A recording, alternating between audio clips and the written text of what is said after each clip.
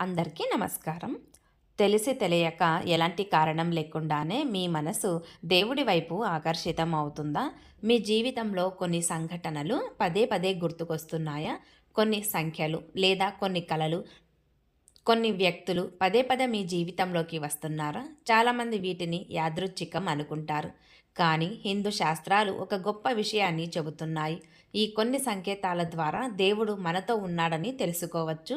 ఈరోజు వీడియోలో దేవుడు మీకు దగ్గరగా ఉన్నప్పుడు కనిపించే 7 ముఖ్యమైన సంకేతాలను తెలుసుకుందాం.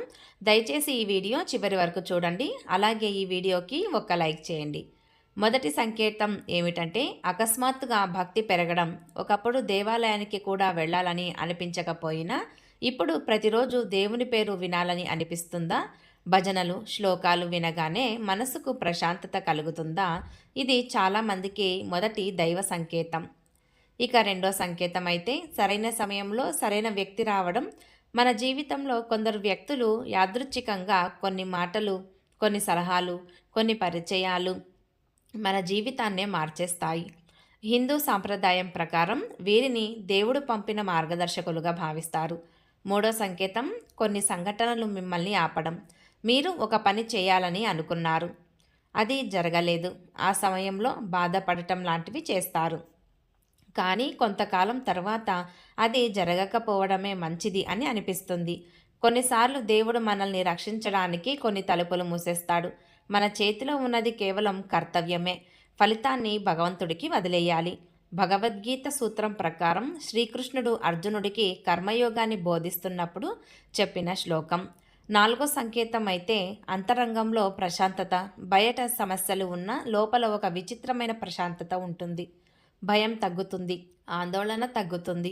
ఈ ప్రశాంతత భగవంతునిపై విశ్వాసం పెరిగినప్పుడు వస్తుంది. ఐదో సంకేతం తప్పు పనులు చేయాలని అనిపించకపోవడం.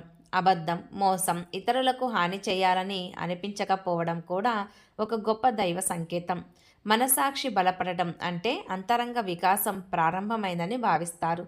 ఆరో సంకేతం ధర్మం వైపు నడవడం, మంచి పనులు చేయడం మరియు రామాయణం, భాగవతం, ఉపనిషత్తులు ఇలాంటి గ్రంథాలు చదవాలని అనిపించటం. ఇది ఆధ్యాత్మిక ప్రయాణం ప్రారంభమైందని సంకేతంగా భావిస్తారు. ఏడో సంకేతం ఇతరులకు సహాయం చేయాలనిపించడం.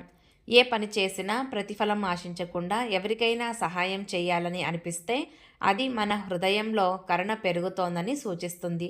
హిందూ ధర్మంలో కరుణనే అత్యున్నత గుణాలలో ఒకటిగా చెప్పబడింది.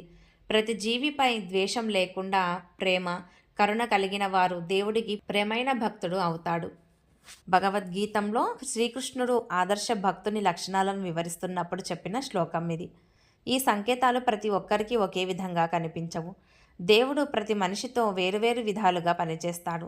అందుకే ఇతరులతో పోల్చుకోకుండా మీ జీవితంలో జరుగుతున్న మంచి మార్పులను గమనించి చూడండి. అవి మీ ఆధ్యాత్మిక ప్రయాణానికి నిశ్శబ్ద మార్గదర్శకాలు కావచ్చు.